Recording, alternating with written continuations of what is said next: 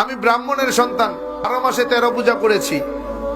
33 কোটি দেবদেবী তুলসীর গাছের তলায়, আরো আছে 64 কোটি ভগবান।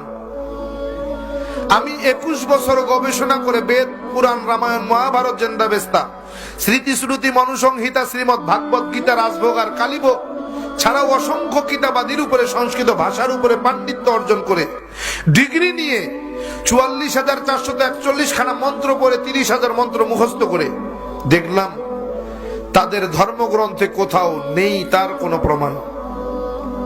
একটা প্রমাণ যদি কেউ দেখাতে পারে যে মূর্তির পূজা তাদের কোন ধর্মগ্রন্থে আছে, আমি তার গোলামি করব।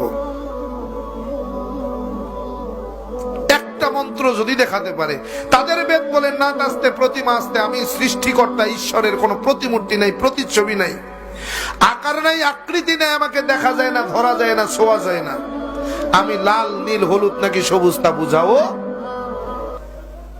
কিন্তু এরপরেও কি তাদেরকে মানাতে পারবো? এরপরেও কি তারা ছাড়বে? কয় পাইছো কই? কয় বাপদাদাই করছে তাই। দলিল বাপদাদা, দলিল বাপদাদা, অথচ ভগবান শ্রীকৃষ্ণের দোহাই দেয়, ভগবান শ্রীকৃষ্ণের দোহাই দেয়। ভগবান শ্রীকৃষ্ণ শ্রীমৎ ভাগবত গীতার 7 নম্বর অধ্যায়ের 20 নম্বর পৃষ্ঠার মধ্যে বলেন, অন্ধত্তম প্রবিশান্তি এ অসম্ভূতি মুপাস্তে। কালকে হাসরের মাঠ যখন কায়েম হয়ে যাবে, তোমরা আমাকে ভগবান বলে ফাঁসায় দিবা, আমারে তোমরা জাহান্নামে নিবা। আমি সেই রাস্তা রাখি নাই, আমি আমার রাস্তা ক্লিয়ার করে দিয়েছি।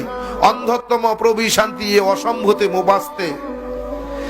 অন্ধকারের পূজা, মূর্তির পূজা, গাছের পূজা, মাছের পূজা, আগুনের পূজা তারাই করে যারা অন্ধকারের মধ্যে ডুবে রয়েছে, যাদের ভিতরে কোনো আলো পৌঁছায় নাই, যারা এখনো আলোর মুখ দেখে নাই, তারাই কেবল গাছের পূজা, মাছের পূজা, আগুনের পূজা, পানির পূজা করে।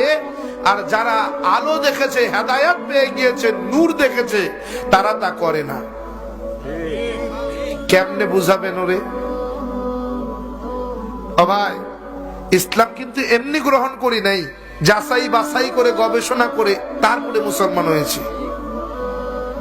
এরকম হাজার হাজার মন্ত্র বলা সম্ভব। কোরআনে হাকিমের 30 পারা 114টি সূরা, 6,666 মতান্তরে 6,238 আয়াতের সঙ্গে এই 30,000 মন্ত্রের হুবহু মিল আছে। কোরআনে হাকিমের প্রত্যেকটি আয়াতের সঙ্গে কয়েক শত মন্ত্র পাঠ করে শোনানো সম্ভব। শুধু তাই না, প্রত্যেকটা মন্ত্রের কিতাবের নাম, অধ্যায় নম্বর, পৃষ্ঠা নম্বর, শ্লোক নম্বর বলার মতো যোগ্যতা আল্লাহ তাআলা আমাকে দিয়েছেন। এমনি মুসলমান হই নাই, যাচাই বাছাই করে দেখছি পৃথিবীতে যদি কোনো শ্রেষ্ঠ ধর্ম থাকে সেটার নাম ইসলাম। সৃষ্টিকর্তা আল্লাহর পছন্দনীয় যদি কোনো জীবন বিধান থাকে সেটার নাম ইসলাম। ইন্নাদ দীনা ইনদাল্লাহিল ইসলাম। তারা বলেন ইদাং ইসলানাং ওয়াসাং ইল্লাল্লাহ। তাদের ধর্মগ্রন্থ বলে ইদাং ইসলানাং ওয়াসাং ইল্লাল্লাহ। ইদাং হলো দিন, ইসলানাং হলো ইসলাম, ওয়াসাং হলো পছন্দনীয় বা পছন্দ করা, ইল্লাল্লাহ হলো সৃষ্টিকর্তা। বোঝা গেল সৃষ্টিকর্তার পছন্দ করা ধর্মের নাম কি? ইসলাম। তাআলা কোরআনে